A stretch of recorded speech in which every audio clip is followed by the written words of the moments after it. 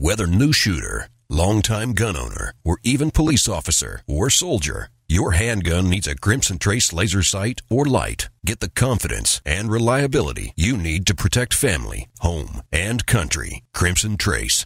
I'm a gun owner. Your views, advice, and questions are the driving force of Gun Talk. I don't think that guns are scary things. Visit us online at www.guntalk.com. Call Tom now at 866-TALK-GUN, 866-825-5486. Let us know what you think about the gun-related issues of the day. Now, back to Gun Talk.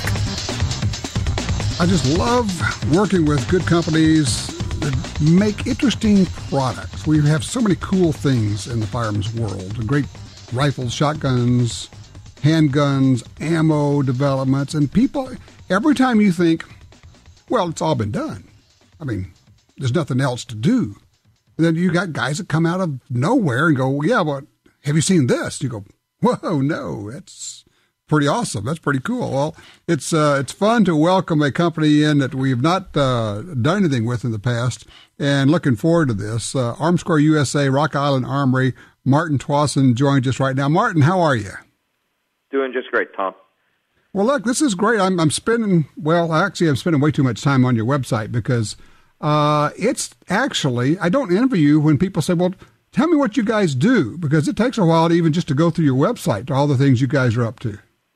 Well, a company with 70 years of history, we've got a lot to say. A lot of things have been done over the years. I've kept a lot of the old stuff on there and come up with my own new stuff, as you can see with the 22 TCM. And so I guess I got a lot of products. I got, like Baskin-Robbins, 31 flavors. You got the standard chocolate and I guess the Rocky Road and everything else in between, right?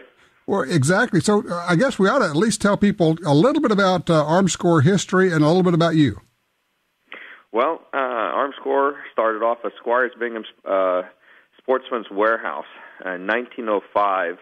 Actually, even before it was Sportsman's Warehouse, was a photography studio. And then they got into sporting goods, a couple of Englishmen. And then it was bought by an American. And then in 1941, sold to my grandfather.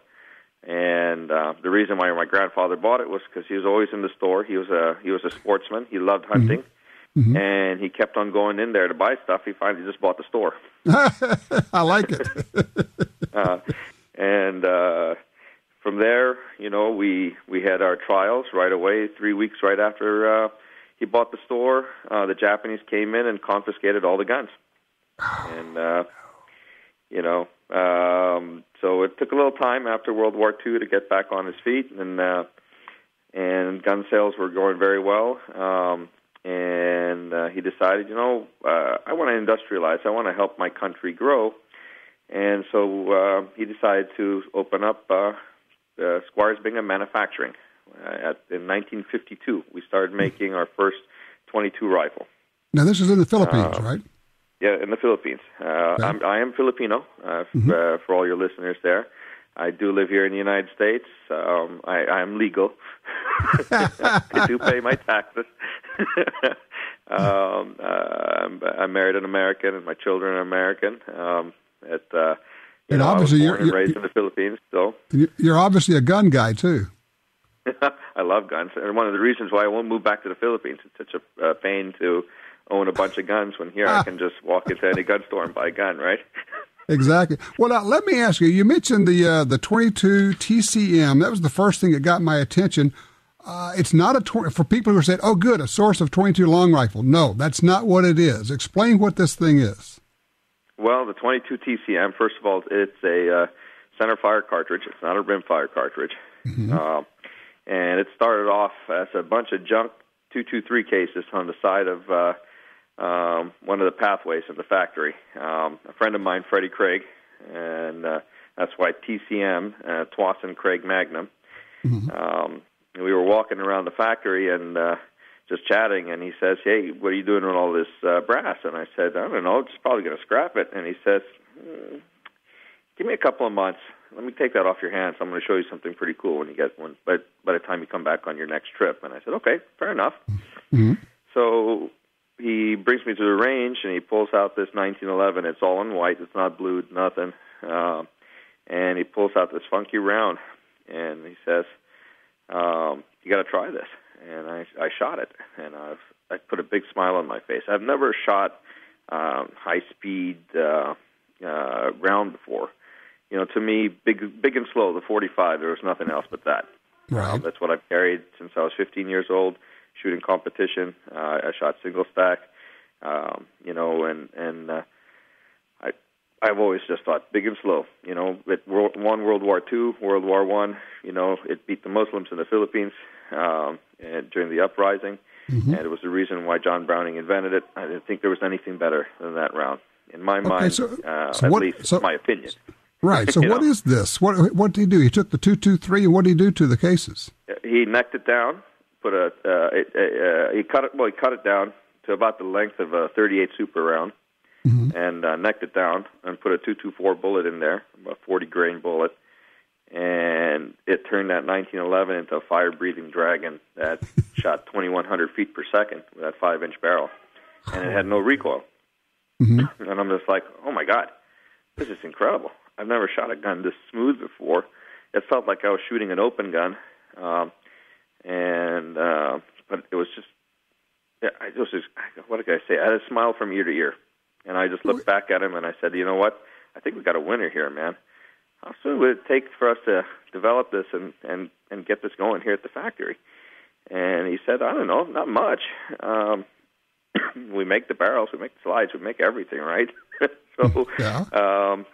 It was just developing the case, the tooling for the casing, and we already made the bullets. So we decided to go for it. And you can see the results of that now. I think we've already, last count I had was we have at least 17,000 TCM handguns out in the market today. We're selling a bunch of ammo. People are shooting it. It's on the cover of Handgunner magazine. Shooting Times today, this month's issue. It's been featured in multiple bloggers and everything else, and it's gaining popularity. It beats the 5.7 by 300 feet per second. So I got to ask you, and it's probably the question you get all the time, is people say, okay, so what's it for? Oh, what's it for? Yeah. I think that the high-speed round can actually generate more force than the big, slow bullet, and it's proven in ballistic gel to be able to do that. And I think that's the wave of the future. It's easier to handle with low recoil. So it's actually a practical self-pound spring on the gun, so it's easier for a woman or even a kid to rack back the slide and go to the range and shoot and learn how to shoot a 1911 controllably and with enough firepower, twice of that of a 45 from what we've studied so far. Now, how many rounds in the mag? 17 and 1 on the double stacks, and we just came out with the single stack versions that have 10 rounds. So even Connecticut, Colorado, Maryland, where they require the 10-round laws, will work. And I'm going to do one better. Starting January, I'm going to sell a gunsmithing kit, full top end, and one 10-round magazine, so that the people in California and Massachusetts can also avail of the 22 TCM. Oh, very nice. So you're basically shooting a bottleneck 22 caliber centerfire, almost a rifle cartridge in your 1911. So you got a much less, a lighter recoil spring, easier to operate. You're shooting a high velocity bullet, which not only would be good at the range, but I agree with you. I think it'd be with good bullets would be a real worthwhile self-defense round that people could control. And I gather you also make this available. You chamber it in a rifle. Yep, we did the 22 TCM rifle, our first ever centerfire rifle. I asked the public out there. I think I'm making them pretty good, but it's our first round with it. So, I always tell people you're welcome to email me if you get one and you're not 100% happy. It's our first go around with a centerfire rifle. So, I'm up for criticism. Tell me how to make it better, and I'll do it. Okay, now you guys make a ton of 1911s in different configurations. Do you even know how many different models you make between the two companies, the Armscor and the Rock Island? I think we're in the 70-plus range. That's what I say. That's a lot. Yeah. Well, we do the Rock Islands, the Armscor brand we use in the Philippines still. And then I also make guns for Citadel, High Standard, Taylor, Cimarron, and STI currently. Wow. Son of a gun. So we do make a lot of 1911s, and we do make parts for other people, too, that I can't talk about. Okay. So you're OEMing for people. Oh, I know I was going to ask you, if you get the 1911, the TCM 1911, can you shoot anything else in there? Can you swap barrels out? Oh, yeah, for sure. All my TCM guns will come with conversion barrels. So you can just slap in a 9mm barrel and basically change the recoil spring, and you'll be good to go. At the beginning, we would ship with 2 extractors, but we found a way to tune a single extractor now and use it for both. So nice. I think we've got the hang of that. So it's a simple spring change, barrel change, put the slide back on and adjust your sights. Wow. So it comes with the 9mm barrel? Yep. Every single TCM now will come out with that, except when you're buying the conversion kit itself. It'll just come as a standard TCM because that's what you're buying it for. So I didn't think I'd have to put a 9mm barrel as well. Okay. So what's next for you guys? It looks like you're innovating all the time. What are we going to be looking for coming from you now? Well, I'm going to go into the pocket pistol arena with the first 380 coming out end of January, February. We're pretty much done with that. It'll be a micro 1911. We call it the Baby Rock. Wow. I know nothing too innovative with that, except for the price. Everybody else is a couple $100 more expensive than I am. So really, that's making sure that everybody can be able to shoot. That's my whole theory is that if you cater to the top 20%, you're leaving everybody else behind. And there's a lot of people there who want to be able to shoot, but they always say, it's a little too expensive. I did that with the 1911s, right? How many 1911s are really out there that are under $1,000? Especially with all the features that we provide. Right, and a lot of them are yours. Exactly, because that's what I want. I want everybody to go in instead of buying a polymer gun, since I'm kind of biased. Look at to say, I really want that 1911, but it's $1,300. Well, if you go and get mine, it's $500-600. Maybe for the top end ones, you're paying close to $800, but that's the max you're going to pay. And now you've got a great 1911. If you want to fix it up yourself a little bit, you can, like everybody else does, and you're still got a lot less money into it than your starter gun of $1,300. Right. And I guarantee you, my quality is as good, if not better, than everybody else's on the market. Man, that is incredible. So if people want to know more about it, I guess the website is going to be the best place to go? Absolutely.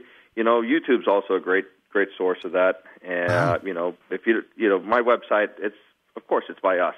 So go see what other people say about my guns. Go on Facebook, Armscor / Rock Island Armory. Go to the Rock Island 1911 group page and see what people say about my guns. And form your own opinion, and then go out and buy one. And there's really no problem with it because I pretty much, I know you're going to love my gun. That'll work. Well, I can't wait to get by the booth and take a look at all the stuff you're up to when we get to SHOT Show. Yep, there's a couple other surprises out there. I am moving over to the dark side, I call it. I do have something for a Glock coming out really? In January as well. We'll introduce it in Media Day. I don't want to say too much about it. Okay. But it's quite interesting and it's innovative, and it's to get the other guys who like polymer guns. There you go. Thanks a bunch. I can't wait to take a look at it. I'll swing by the booth and we'll check it out. Thanks a bunch. Martin Tuason from Armscor USA. All right. Come over and make me a deal. Let's have some fun. All right. We'll do that. I appreciate that. All righty. 866-TALK-GUN. Be right back with more gun talk. Inaccurate is just plain worthless. Doesn't matter if you're shooting for a national championship or just trying to beat your friend. You need accurate ammo. Nosler's match-grade handgun ammunition delivers. You get Nosler Sporting Handgun and custom competition bullets in Nosler head-stamped brass, loaded to the same strict tolerances as Nosler's match-grade rifle ammo. Handgun accuracy through match-grade ammo. Available in 9mm, 40, and 45. Visit Nosler.com.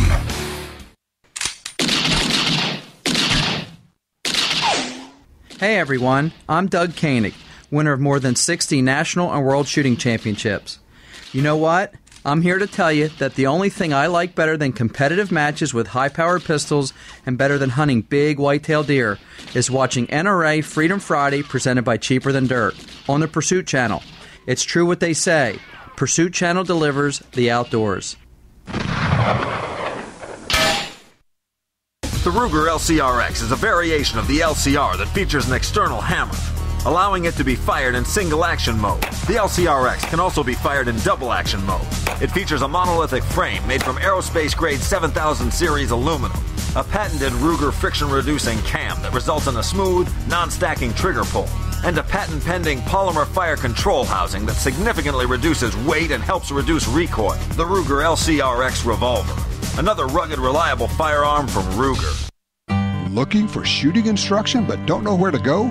Well, we have it, and you can access hours of training and safety videos, which you can watch on your home computer. On GunTalkTV.com, we have top competitive shooters, the best in self-defense trainers, and folks who have hunted all over the world, helping you learn which gun to buy, how to use it, how to store it safely, and everything else you need to be a safe and competent shooter. We also have gun makers showing off their newest rifles, shotguns, and handguns. Doesn't matter if you're a veteran shooter or a complete beginner, you'll find what you need at GunTalkTV.com. You can check it out for free, and you can get full access for only $5.95 a month. That gives you unlimited access to hundreds of videos, and we're adding more all the time.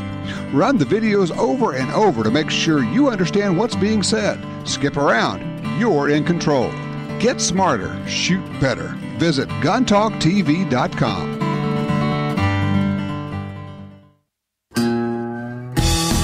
In the field or on the range, you need a trigger you can trust.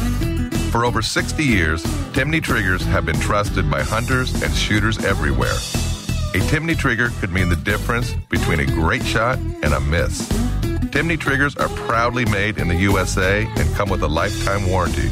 To order, go to TimneyTriggers.com. That's TIMNEY Triggers.com.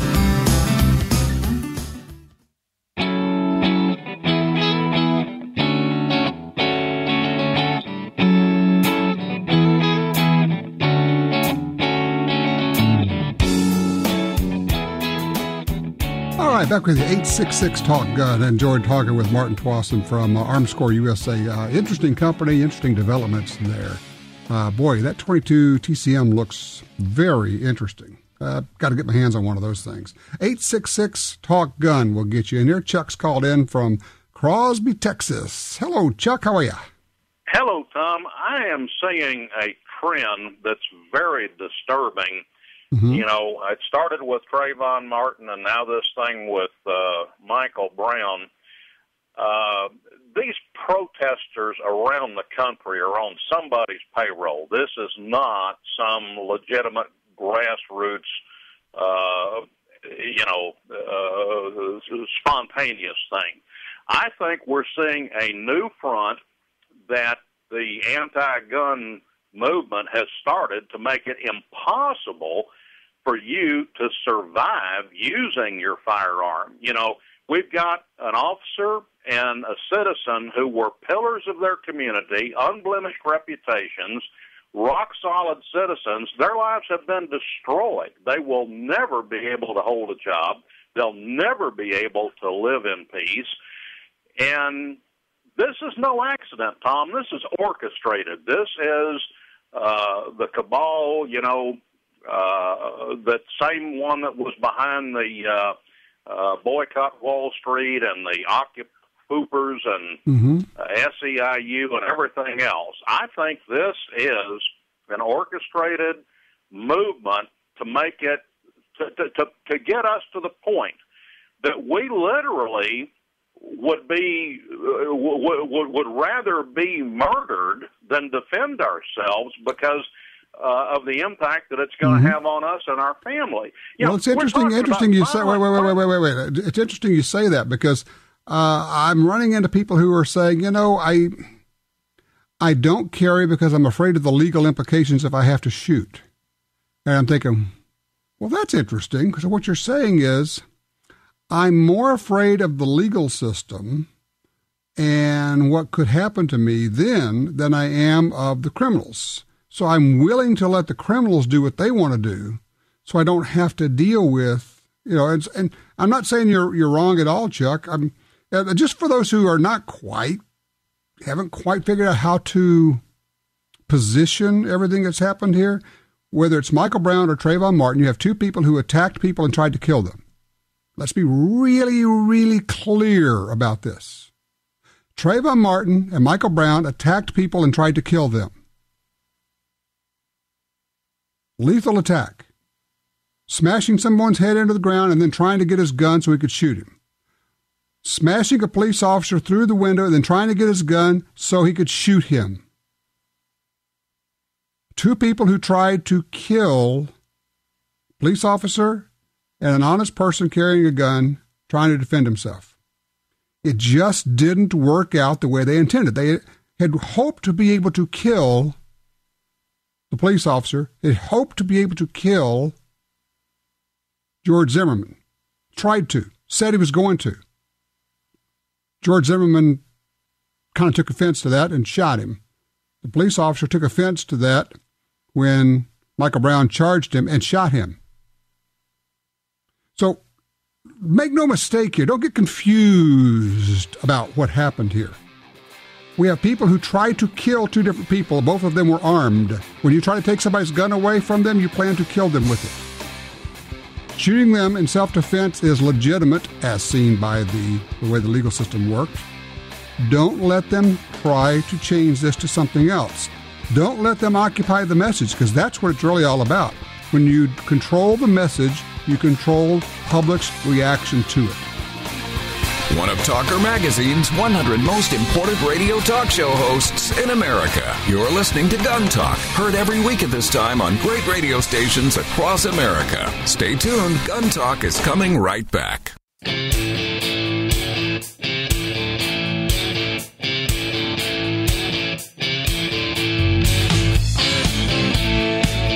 Covering all aspects of gun ownership every week on this fine radio station. You're listening to Gun Talk with Tom Gresham. All righty, back with you. 866-TALK-GUN. Get you in here. Also, you can shoot me an email, tom@guntalk.com. A lot of things going on. We announced a giveaway a little while ago. Rob Latham was here. If you go to guntalk.com/win, you can enter for a chance to win the new Springfield Armory XD Mod 2 pistol. Very nice pistol. Really like it. And there are going to be a lot of other things. You'll see the details there, but you can enter for a chance to win. So it's guntalk.com/win, WIN. We'll get you in there. Line 3, Dennis is with us out of Fresno, California. Hey, Dennis, what you got? Hey, Tom. Two Remington 700 trigger stories for you. First, stock Remington 700 was in the original recall that recently happened, not the most recent one. I guess there's another one now. But sent it back. It was at Remington for about a month and just a few days, and then they sent it back to me. To be honest with you, I never could tell the difference between the two. I think the trigger was fine, but I sent it back for the recall anyway, just to give people an idea about how long it's taking. So that was on the original recall. Mm-hmm. The second 700 I have a 10-5-10 trigger. That's new to me. And something cued me last week that you guys said he was talking about. On my chimney trigger, I had it adjusted back just about as light as I could get it. Let's say 2 pounds. It's about 2 pounds, according to my little gauge. Mm-hmm. I noticed that when I took to put it up, unloaded in the safe, I cocked it, put the bolt back down, and I noticed it went off. Now, it didn't really sound like it was going off, like it was a really audible click, like when you fire the gun. What happened was it wouldn't actually cock. And I noticed after working the bolt several times, whenever the gun was upside down or vertical, it would not cock. It would not and actually, I called Timney. They're very quick to answer the phone. Talked to a guy named Kevin. He says that's called a slam fire. And if you lighten your trigger up on that adjustable Timney trigger all the way out, that it just doesn't have enough spring pressure to actually hold it in the cock position. Does that make sense? And I didn't know if that makes ever all the happened to you, but no, it makes all the sense in the world. And it's one of the things that those of us who have been adjusting Remington-type triggers know from years and years and years. When you're adjusting a trigger, you get to where you want it, and then you, with an unloaded gun, you just smack the devil out of it. You're working the bolt as hard as you can. You rack it back, you throw it forward. I mean, hard. Smack it and knock it down and see if the cocking piece will go down. See if it actually, in this case, slam fires. If it does, you need to adjust the adjustment tighter or heavier. That's just one of the things you do with when you're adjusting a trigger. You got to take care of that. So what that gun is telling you is you have lightened it too much. Got it. And Timney was really good on the phone. They're very quick. If they're listening, I'll say one thing, because I really do like the trigger. But they have great instructions online on how to install the trigger. I did not do that. It came with that Timney trigger. But they do not have good instructions on what the 3 different screws are and which one to adjust. I have to get on YouTube and, look at how, and come on. I mean, maybe they don't want you to adjust. I don't know, but it's really easy to turn the wrong one and adjust the steer. I'll have to take a look, because you're right. It's the sear engagement that we're talking about. You can adjust a sear engagement where it literally won't cock at all. And so you've got to have enough sear engagement so that it will not only cock, but it will hold when you're working the bolt. So I'll check. I haven't looked at their online videos. We'll take a look at it, because it's an excellent point in terms of, if you've got screws on there and you're going to be adjusting them, you got to know which one to adjust, how to do it, and which way to turn the screws. So I appreciate that. Good info. I will pass that along. I thank you for the call, sir. Let's see. Robert, line 2. He's in North Dakota, where it is flat out cold. Hey, Robert.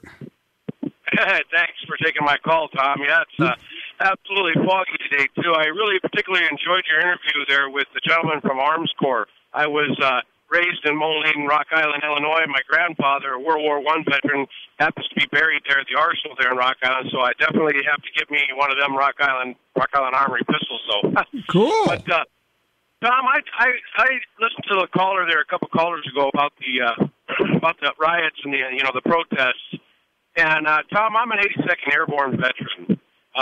Let's just always say I also had some endeavors and some, shall we say, extracurricular special activities while I was in there too.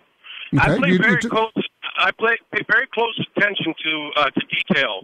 And if you recall, back in 2008, President Barack Hussein Obama's campaign promised that we need a 1 million-man civilian police force as well-funded and as well-equipped as the U.S. military. I remember it. I remember it exactly. Yes.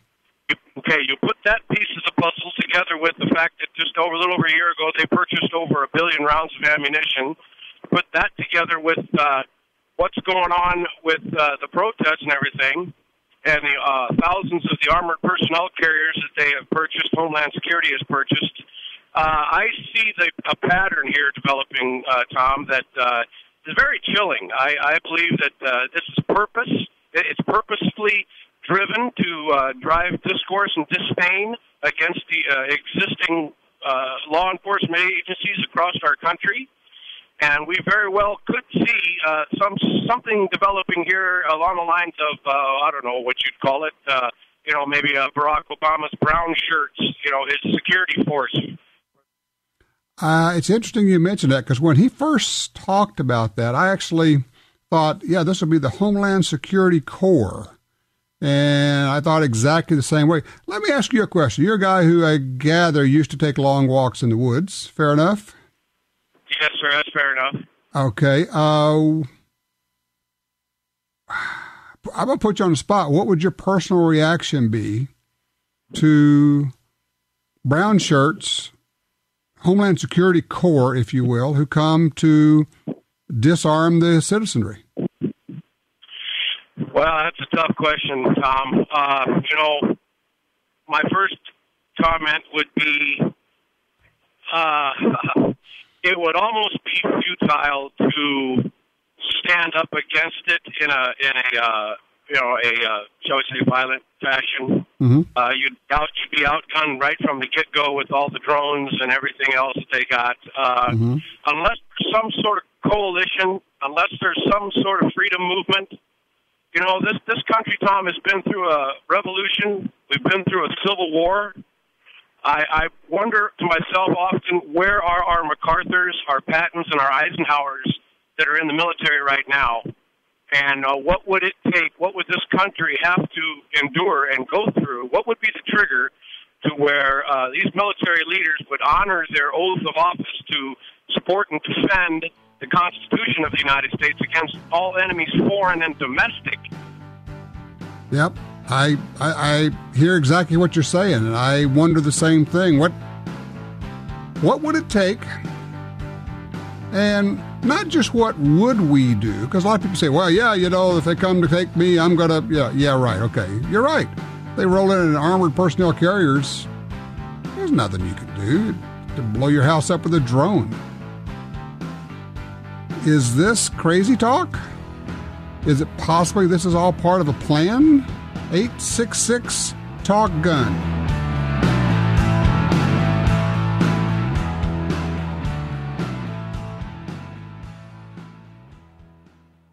TopGunSupply.com carries a large selection of fine firearms and accessories. Get all the parts you need for your Sig Sauer, HK, and Glock pistols. Grips, screws, recoil springs, sights, barrels, magazines, holsters. The list goes on. Our knowledgeable sales staff, professional service, great prices, and super fast shipping are here to help you. Check us out today. TopGunSupply.com. TopGunSupply.com. The new Walther PPX offers a smooth trigger, ambidextrous magazine release, 3 integral safeties, rugged construction, and the famous Walther ergonomic grip. All this at a great price. Right now, get a free magazine, holster, and dual mag pouch when you purchase a PPX. Feel the perfect fit of the Walther PPX at your local gun dealer or go to WaltherArms.com for more information. That's WaltherArms.com. Introducing your new best friend in home defense, Guard Dog from Federal Premium Ammunition. With low recoil and reliable feeding, Guard Dog is all the protection you need. Guard Dog features a patented full metal jacket construction with an expanding polymer which minimizes overpenetration through interior walls. This dog's got bark and bite. Protect your home and family with Guard Dog Home Defense from Federal Premium Ammunition.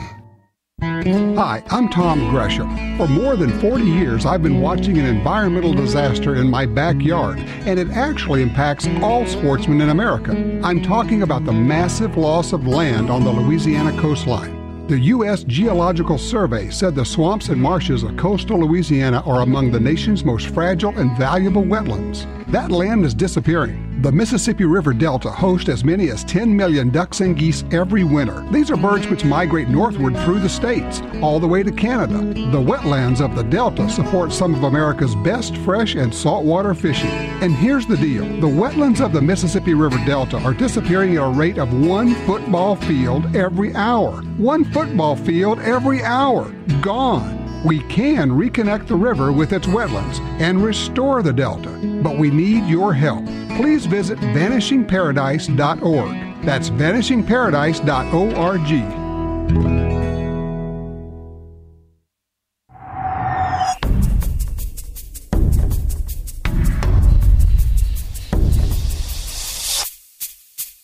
The Smith & Wesson Bodyguards. Carry more comfortably, walk more confidently.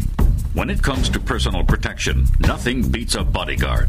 Choose the lightweight, compact, and concealable Bodyguard 380 pistol or the Bodyguard 38 revolver, both with a built-in laser sight. The Smith & Wesson Bodyguards. Carry more comfortably, walk more confidently.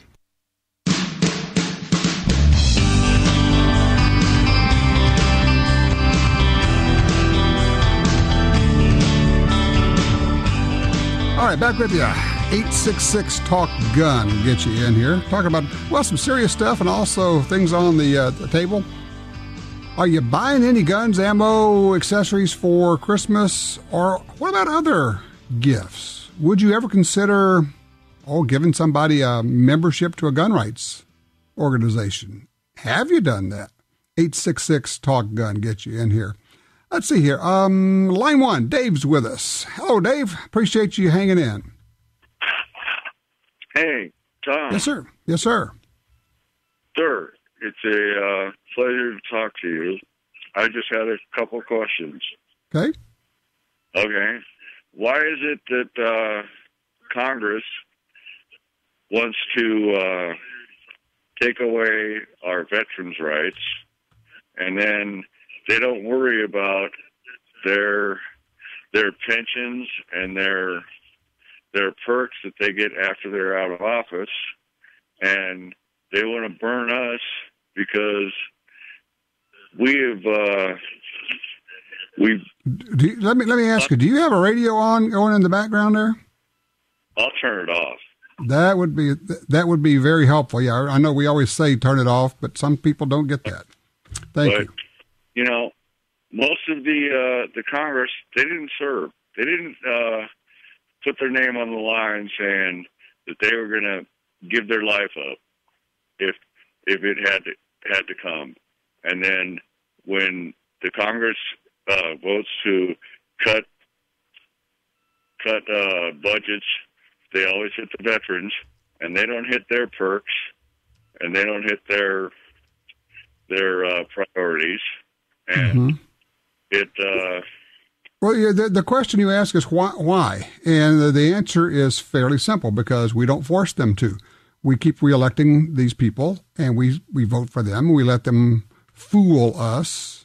We don't pay attention. We don't get involved. How many people, honestly, seriously, how many people listening to this show volunteer to help a candidate in the last election, last month? How many people actually called and said, I will help you? Not just I will give you money, or for that matter, how many gave money, but I will go door to door. I will help you. No. We don't.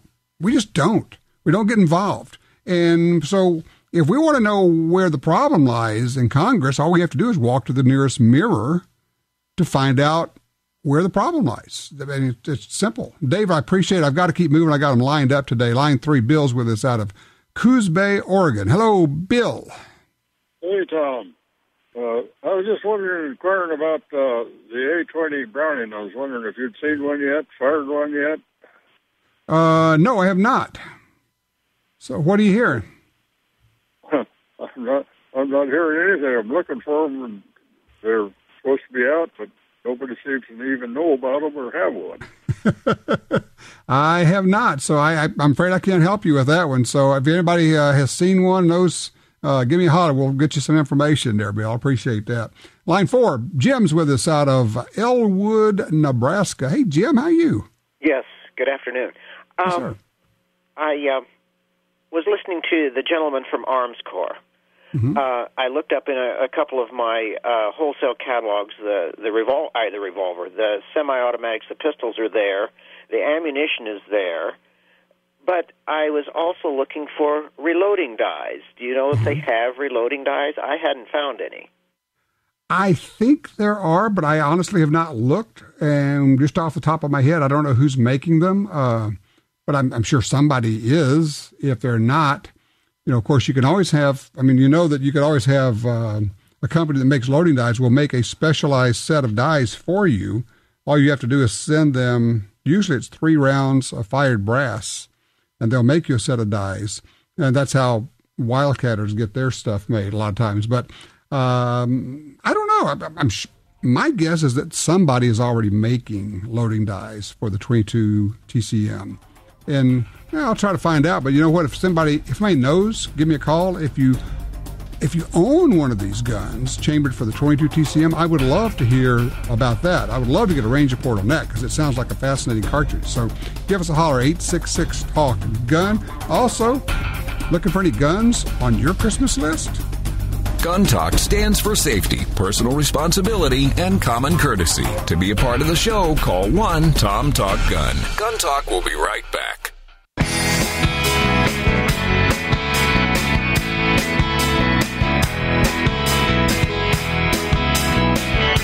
righty.